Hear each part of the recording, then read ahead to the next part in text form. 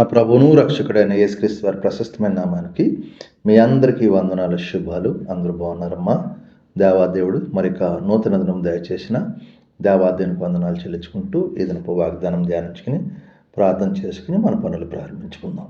ఈ దినపు వాగ్దానం, నీతిమంతుల మార్గం యెహోవాకు తెలియను.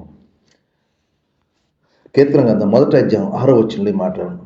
నీతిమంతుల మార్గము దేవునికి తెలుస్తుంది. ఆయన సర్వశక్తిమంతుడు కాబట్టి, మన హృదయరహస్యాలు ఎరిగినవాడు కాబట్టి, సమస్తం చూచున్నవాడు కాబట్టి, ఎవరు యథార్థవంతులో, ఎవరు దేవునికి ఇష్టంగా జీవిస్తున్నారో, ఎవరు దేవుని కోసం ప్రయాసపడుతున్నారో ఆయనకి వాళ్ళకి తెలుసు. అందుకే దేవుని నీతిమంతుల మార్గము యెహోవాకి నిశ్చయంగా తెలిసి నేను దీవించాలని ఆశ్రయించాలని కోరుకుంటాడు. అందుకే మన దేవుని ఇష్టం కలిగి జీవించాలి, దేవుని చిత్తం నెరవేర్చాలి, దేవుని మాటలు లోబడాలి. లోబడినప్పుడు మన దేవుడు మనం చూచున్న దేవుడు, మన దేవుడు చూచున్న దేవుడు, మన దేవుడు చూచున్నది సమస్యని, నీ కష్టాన్ని, నీ బాధని, నీ వేదనని చూస్తాడు దేవుడు. ఎప్పుడైతే నువ్వు దేవుని తిరుగుతావో, ఎప్పుడైతే దేవునితో నువ్వు దేవుని విశ్వాసం కలిగి ఉంటావో, దేవుడు నిశ్చయంగా ఎవరి మనసు నా మీద వాడిని పూర్ణ దీర్ఘాశ్మంతుడిగా చేస్తా అంటున్నాడు. ఎవరి మనసు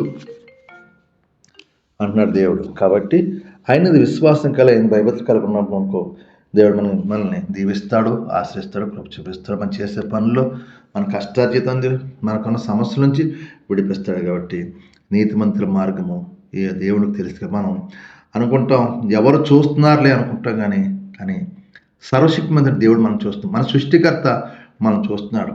దానికి లెక్క మనం అప్పచెప్పాలి. అందుకే ఆయన చిత్తం నెరవేర్దాం, ఆయన ఇష్టంగా జీవిద్దాం.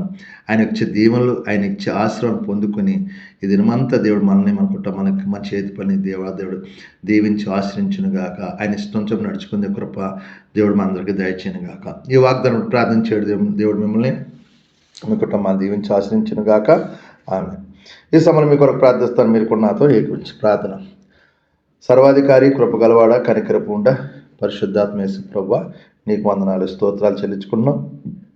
ఇదిగో తండ్రి, మరొక నూతన దినం దయచేసి ఈ దినమంతా మేము చేస్తూ మా చేతి పనులు మమ్మల్ని, మా యజమాని, తోటి పనివారిని అందరినీ మీరు దీవించండి. ఆశ్రమం మా చుట్టూ మీకు కంచి వేసి మీకు మా యజమాని ద్వారా, తోటి పనివారి ద్వారా ఏ కీడు జరగక అందరితో సమాధానం, శాంతి, నెమ్మది దయచేసి మేము చేసే పని అంతట్లో కృపించండి. యజమాని తండ్రి నెలలా జీతాలు ఇచ్చే కృప దయచేసి, ఇచ్చిన జీతం వ్యర్థం కాబట్టి కష్టార్జన తినే కృప దయచేసి, కుటుంబంలో సమస్యలు విడుదల దయచేసి, అప్పులు, బతకాలను, తాగుడు, వ్యసనాలు దూరపరచండి అయ్యా. ఇంకా ఎవరైతే ఇంకను సమస్యలు విడిపించండి. గర్భాలు ఇచ్చిన నార్మల్ వచ్చిన సహాయం చేయండి. హాస్పిటల్ ఐసీని బట్టి ముట్టండి. దగ్గు, జ్వరం, రంపులతో బాధపడుతున్నారు, డెంగ్యూ జ్వరాలు, టైఫాయిడ్ జ్వరాలతో బాధ విడుదల దయచేసి ఈ దినమంతా మేము చేసే పనంతా దీవెనకరంగా, ఆశీర్వాదకరంగా, సమాధానకరంగా, సంతోషకరంగా ఉండే కృప దేవుడు మనందరికీ దయచేయను గాక.